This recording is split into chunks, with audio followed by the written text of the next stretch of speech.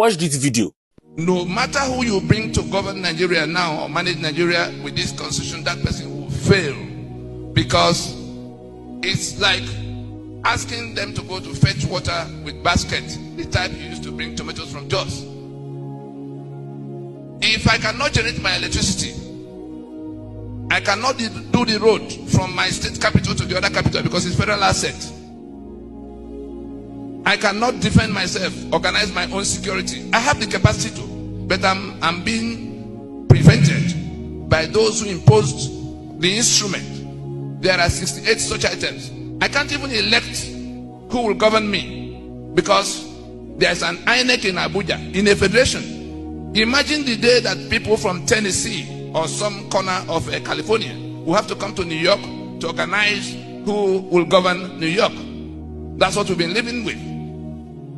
And it is in those 68 items that the oil and gas assets of the Niger Delta now belongs to people in Jigawa.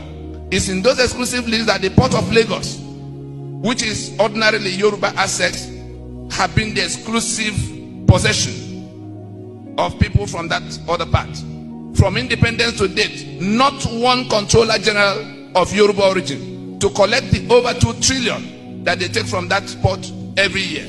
Yet Lagos has to join other states to go cap in hand to Abuja to beg every month. They don't get even 5% of what Nigeria takes away from here, from the port alone. You now talk about the taxes. Lagos is responsible for at least 60% of all of what they share in taxes, VAT and the other taxes. The 24 banks in Nigeria, apart from their Unity Bank, that is headquartered in Abuja, are all headquartered in Lagos. If their taxes were to be reckoned for what it should be in a federation, imagine what that alone translates to.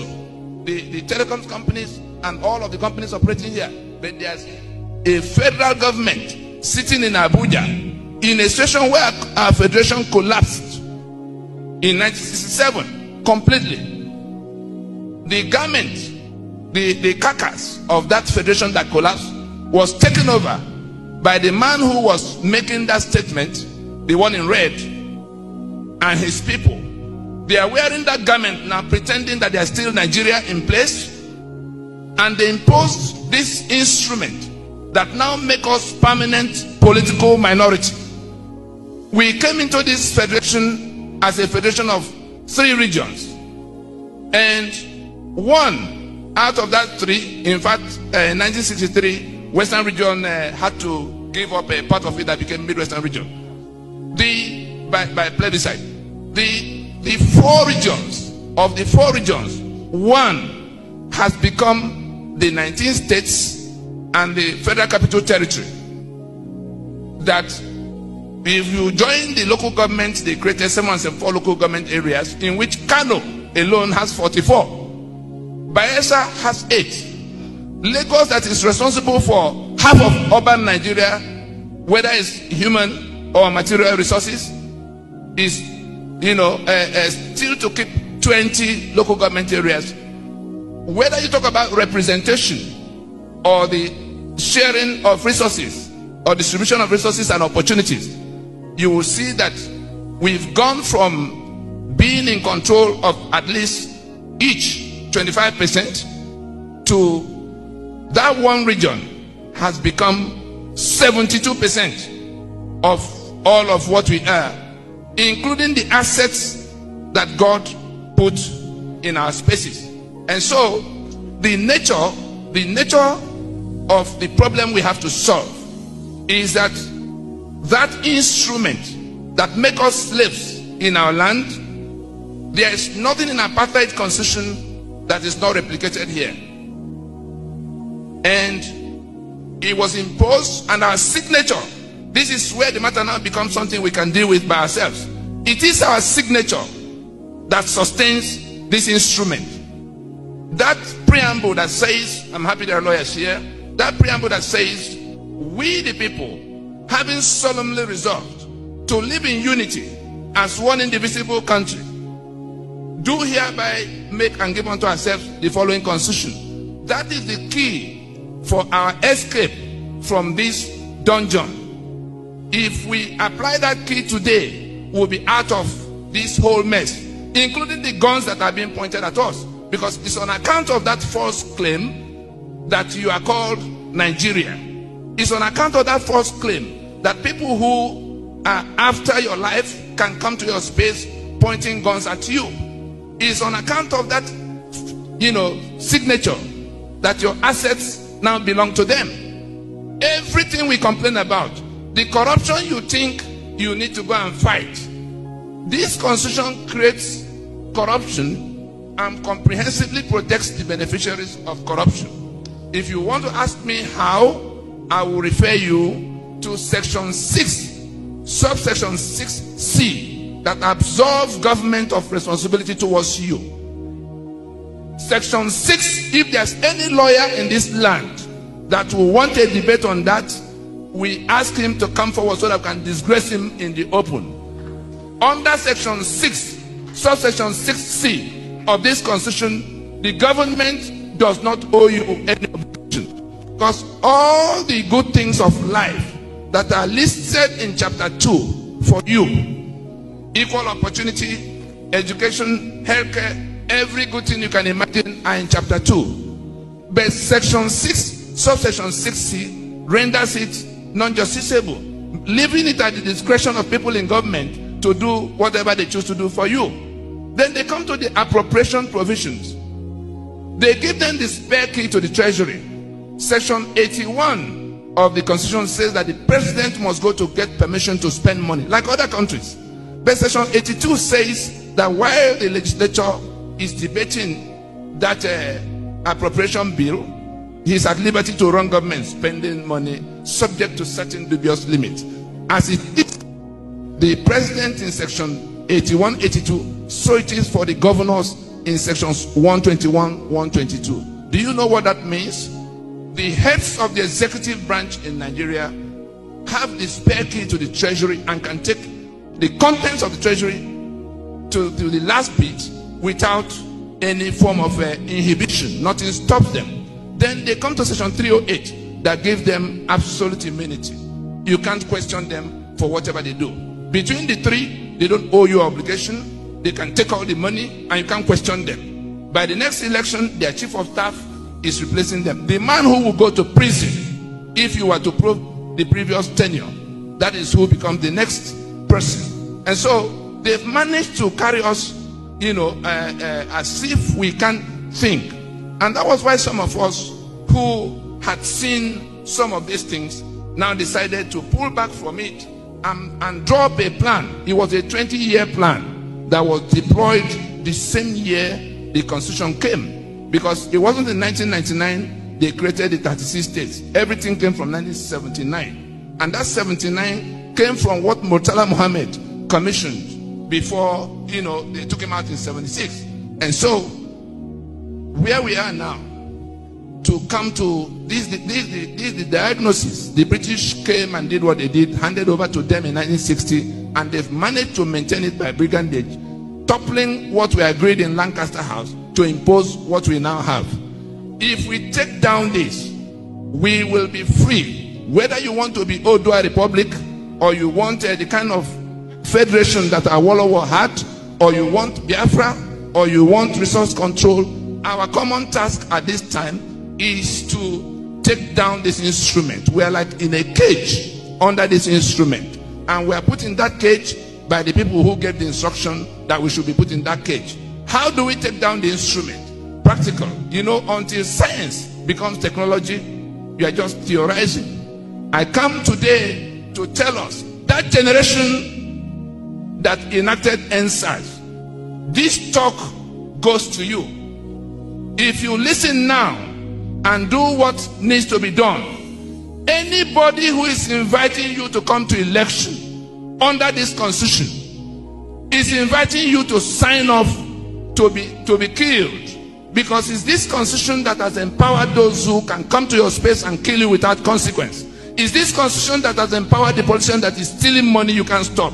It's this constitution that empowered people who can sit in Abuja and go 1, 2, 3, 4 down the list of those who scored at elections to bring a Hope Uzodinma to be governor in Imo. Imo is bleeding today.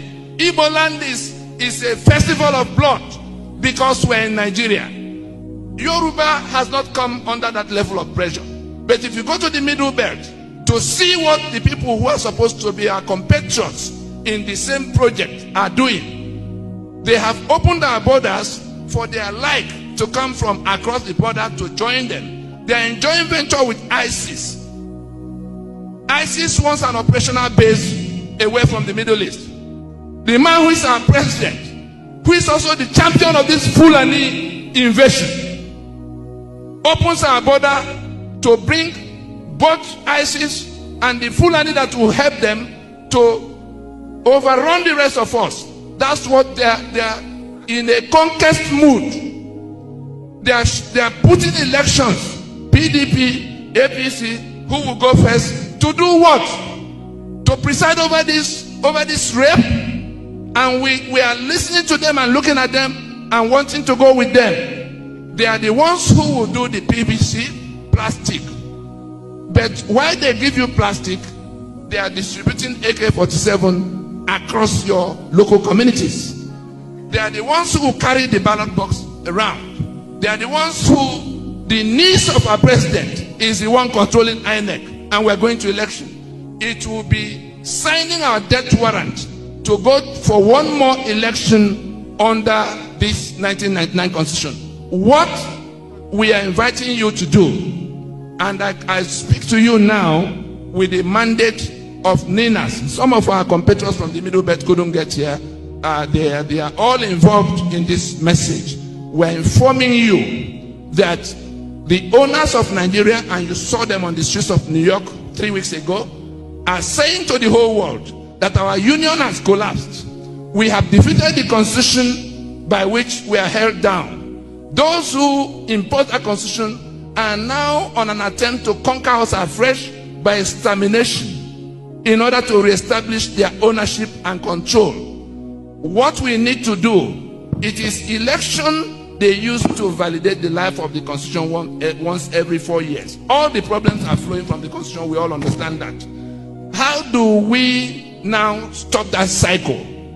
If we go to another election in 2023 with them, instead of shutting down the journey, we are telling the political parties, and we can all insist, whether it's party A or party B or C that wins, the winner will swear to defend and uphold this abomination for another season. Meanwhile, every day we postpone this remedy.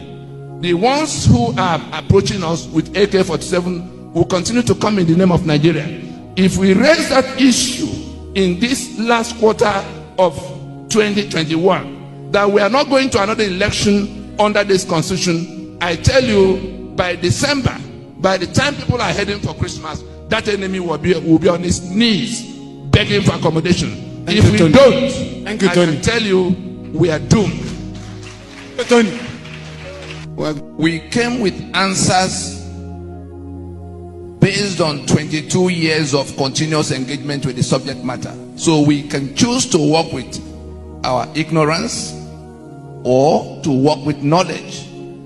You have a tap that is on, flooding the place with corruption and impunity and killings, and you have a choice to turn off that tap and end all of those things.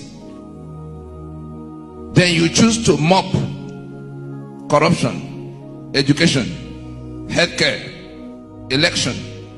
In 300 years, if you are still alive, because the one who turned up the tap knows where he's going with it. And so, technical, please take us quickly to Domino 1 and 2. I want us to leave this place with answer we can give to third party. And before he comes up with it, there is a website that has these things that we need to do. Millions of people are already on it. You may not know because it's not noisy on the streets. You saw people in New York the other day. Beyond the people you saw on the streets, discussions are going on inside that building because they have been worried since 2019 that Nigeria will suddenly come to where it will snap, and 200 million people will be looking for refuge. Those who are planning to go to election and win power and then solve the problem tomorrow are not telling us what they're going to do with the Fulani herdsmen that are approaching them. And if you think that the Global Terror Index that identified Fulani herdsmen as the fourth most deadly terror organization in the world, if you think they are foolish in calling them Fulani, now tell me, why are killings going on in Zamfara? Muslims are being killed. It is because it is a Fulani agenda wearing a religious garment. If you don't find answer for that question, they will keep taking you from PDP to APC or to mega party. I'm sorry for those who are putting together those mega parties, because you are inviting us to come to renew our enslavement. www.ninasvoice.org. I repeat, www.ninasvoice.org. If you want to leave, you acquaint yourself with what is going on. If we want to die, we can go to elections.